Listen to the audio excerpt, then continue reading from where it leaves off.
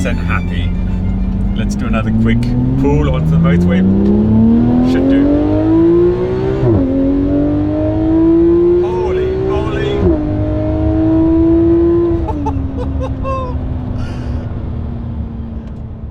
God!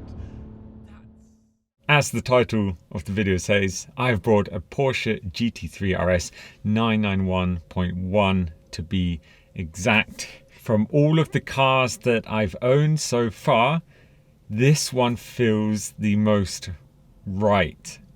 It really feels like the perfect glove out of everything. And I've not owned that many cars, but from what I've owned so far, this feels like the one. So quite some things to talk about first, get out the way first, before we go for a nice drive in my new GT3 RS, which feels very good to say again. Yes, I missed owning a 911, and I try not to regret things, my decisions that I do with cars.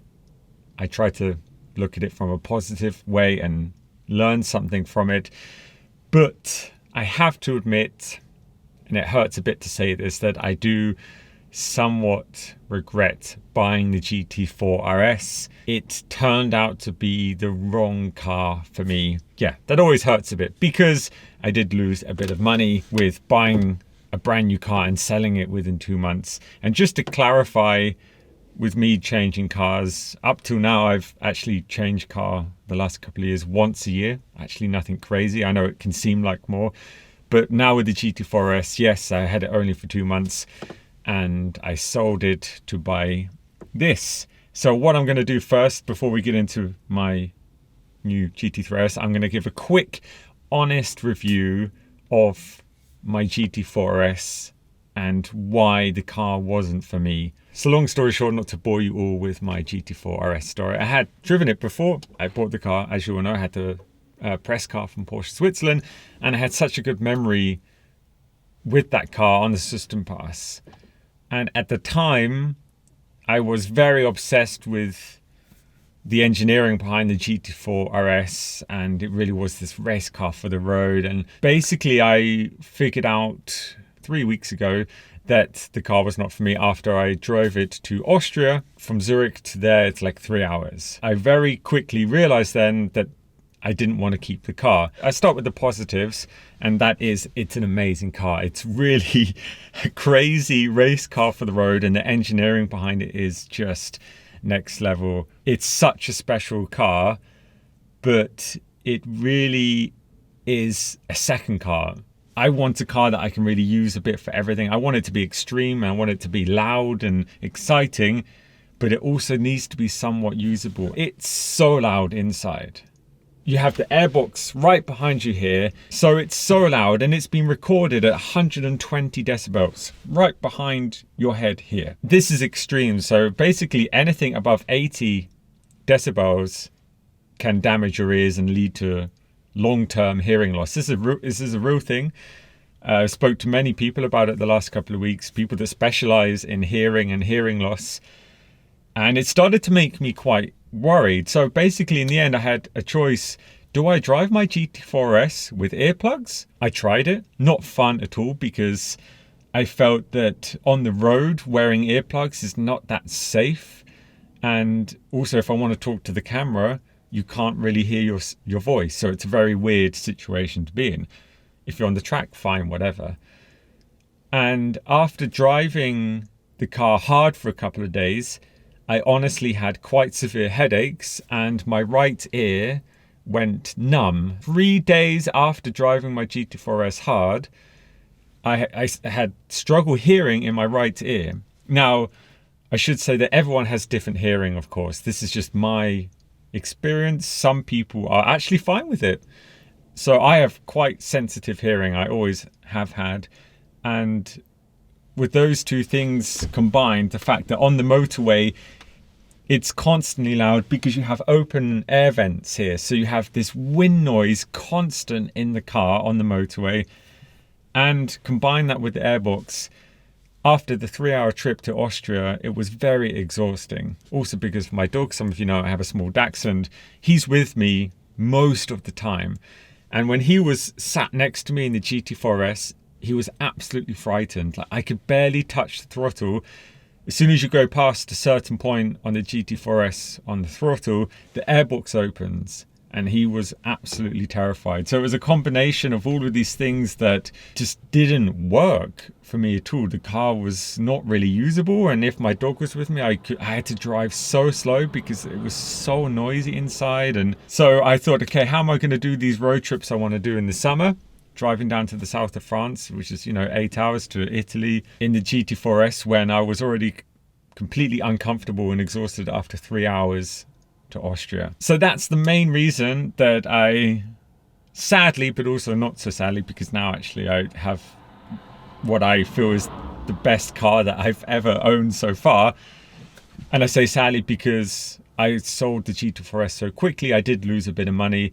And before anyone says about flipping cars, I've never flipped cars. I've changed cars, quite frequently because I'm a petrol head. I'm crazy about cars, and sometimes us petrol heads make silly decisions. The GT4 RS was sadly one of them. And flipping cars means that you're making a profit off cars. I've never made a profit off any of my cars. 2 cars I broke even on. My very first car, the Audi A1 Quattro, I sold that for the same price as I bought it for. And my second GT4 in the Maritime Blue, I sold that for the same price that I bought it for. So I broke even on 2 cars regarding the price of the car, but of course it still cost me. I still lost money because fuel, insurance, the first service, the oil change, all of these things. So I made no money on any of the cars. The GT4 RS, I lost a couple of thousand. The prices on the GT4 RS has dropped a lot the last month. It was quite scary actually. Partly because, it's not a 911. 911s just hold their value better than any other Porsche. So there we go. That's my honest review of the GT4 RS.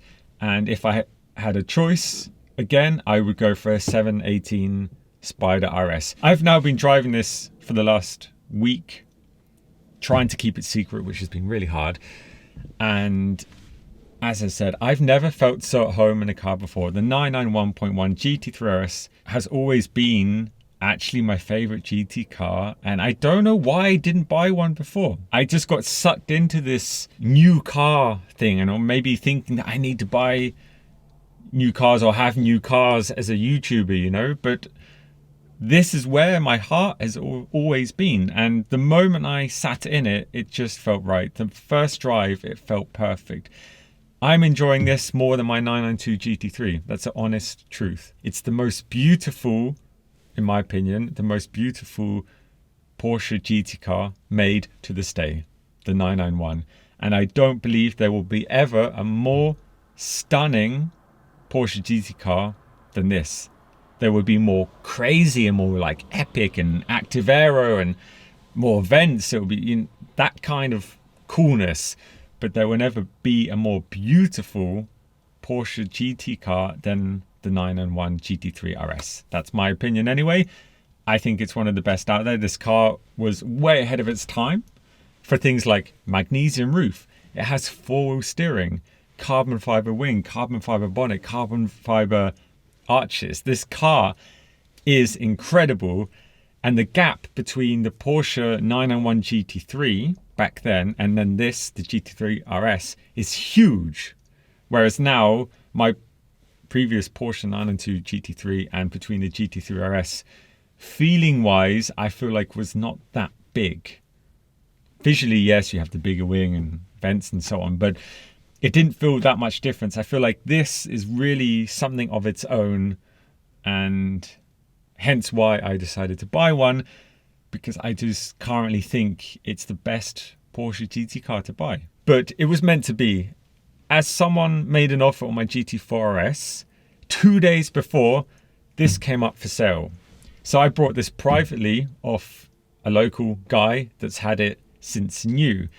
He was a contact through Daniel at DTM. The previous owner of this was buying Daniel at DTM Sports Cars new 992 GT3 RS. Daniel said to me, If you're going to buy one, this is the one, because the previous owner of this car was a crazy 911 guy, super attention to detail, only driving it in good weather, always clean, always garage, never been on track. He's never even tried the launch control in it.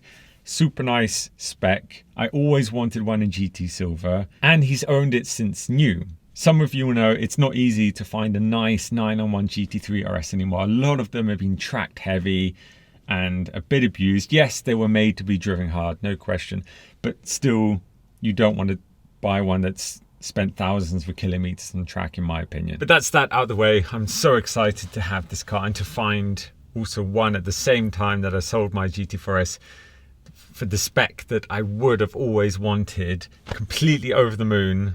I'm pretty sure you're all going to feel the same way and be happy that I'm back in a 911. Yes, I did miss having a 911. Yes, I will regret the whole GT4 RS thing for some time probably, but learned my lesson from it and should have gone with my gut feeling, as I should know better now, and gone with this car in the beginning. As a little surprise, I thought to do this for the first video already, I have last night actually, together with a friend, fitted the exhaust myself with the help of a friend, which actually was really fun to do it, you know, myself rather than at Sportec for once. Have fitted a JCR Superlight titanium exhaust. Oh, it sounds so good, and because I had a JCR titanium exhaust on my 992 GT3, I loved it. I had to get one again. So big shout out to JCR for organizing that so quickly. The exhaust itself is one of the most beautiful exhaust. Well, actually, no, it is the most beautiful exhaust I've seen up to this moment. The fitment was on point. So, as I said, fitted it with a friend, no issues whatsoever. The fitment was really perfect.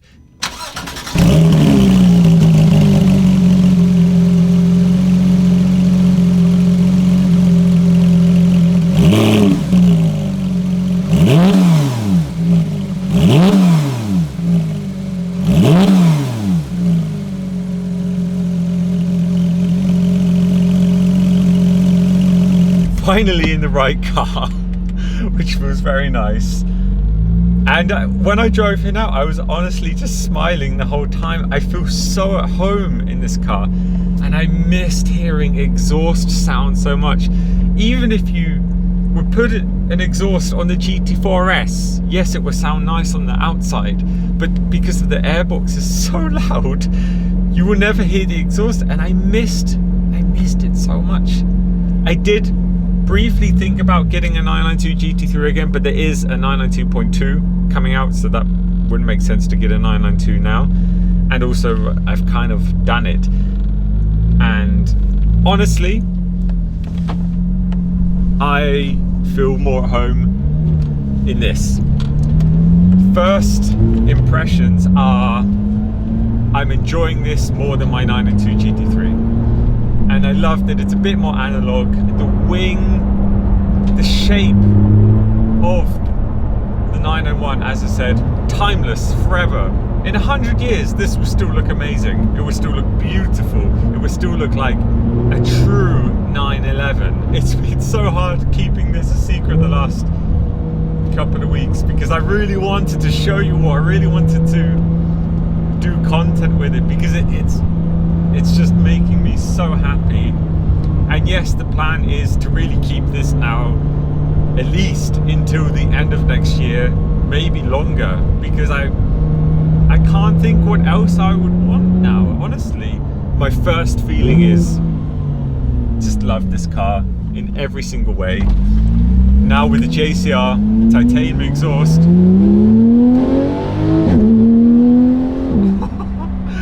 I've missed that. Oh God, I just feel at home again.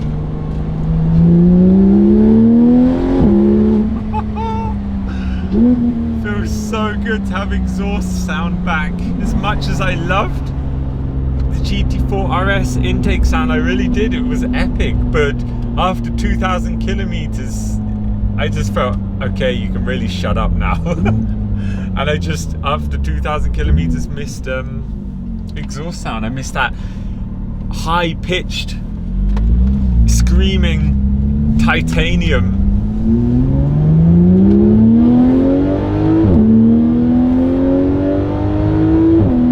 I feel like I'm back now. This is just me. This is as me as it gets.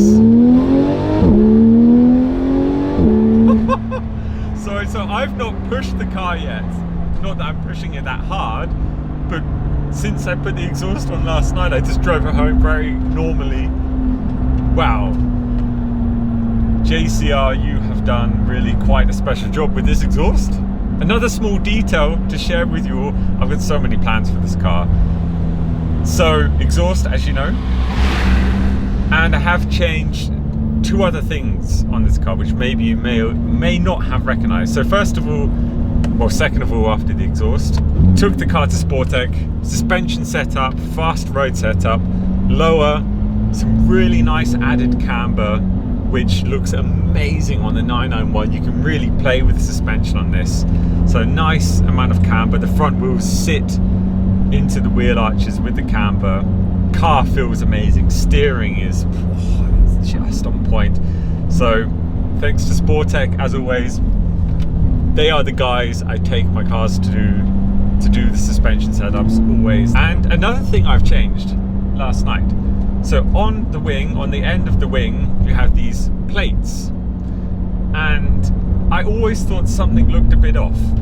And that's because the 991.2 has slightly bigger plates that are slightly bigger and a much nicer shape, a bit more aggressive, which really suits the car.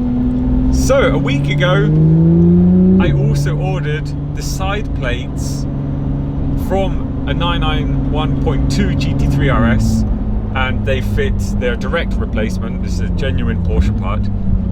Quite stupidly expensive, as all Porsche parts, but it was one of those things, once I saw it, I couldn't unsee it, and I thought, okay, this has got to be one of the first things I changed. So I now have the 0.2 end plates on the wing. I think it looks amazing. The size difference is quite a lot. A few more things to come, like wheel color. I have custom seat inserts coming as well. Honestly, I've never felt so excited for a car and for changing things in this. The reason I went for a 0.1 over a 0.2 is because the 0.2 comes with the new OPF filters. I wanted a car with no OPF filter. The last years I've had OPF filters in all of the cars. 0.2 of the GT3 RS as well is quite a lot more expensive. This one is also a late end 2016 model. So this was in the last batch made of the 0.1s. Another highlight about buying a 991.1 GT3 RS, you know, they've lost their money over the last couple of years. They've done the losing part. They're at a super stable price, which won't go down now. And if anything, they are only going to go up in value now. And leading up to this, you know, I took a moment and I looked back at all the cars I'd driven and I thought, what made me the most happy? Where was my heart sitting? And yes, it was always with a GT3, but which one? And then I looked back on my channel, and if you remember, some years ago, I made a video called The Key to Happiness. And that was with the 991.2 GT3 RS with a full titanium exhaust. And I never forgot that. Through all the cars that I've driven over the last years, that stayed with me. And I am a bit annoyed at myself that it took me this long to get the car that actually I really wanted deep down in my heart. The condition of the car is amazing. I mean, the steering wheel, Alcantara's steering wheel, looks like new. So the car actually has 20,000 kilometers on, which is not much, of course, so it's being used, but this is over a period from end 2016 to now. So it really was used just as a, you know, a fun car over those years on the weekends in the summer. The condition of the car is crazy. I can't believe it. I mean, the leather and the steering wheel, it looks like new. The paint is amazing. I did take the car to Incute to do a quick machine polish on the hood and the roof. They were the only two parts in the car where you could see some swell marks, and if you would run your hand over it, it felt a little bit rough, which is common, of course. The hood being the front of the car, you know, it receives the most impact from things flying around in the air. Porsches are also known for becoming their best later on in life. Most people will tell you that after 10,000 kilometers is when Porsche GT cars really open up. Originally, I was looking forward to winter and doing snow videos because I know a lot of you really like my winter videos, but now all I'm thinking about is spring. So it's going to be a tough couple of months having this in my garage and not really being able to use it. Right, let's do a quick pull onto the motorway, and I should finally end today's video, which is probably dragging on quite a bit.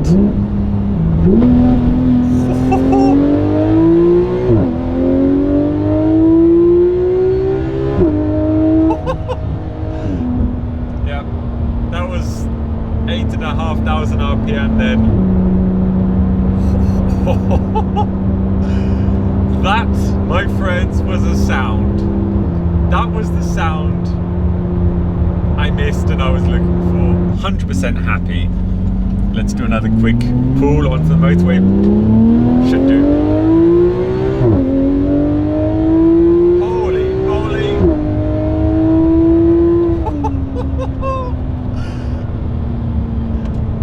God, that sounds incredible. Wow. Yes. Yeah. 100% naturally aspirated smile right here.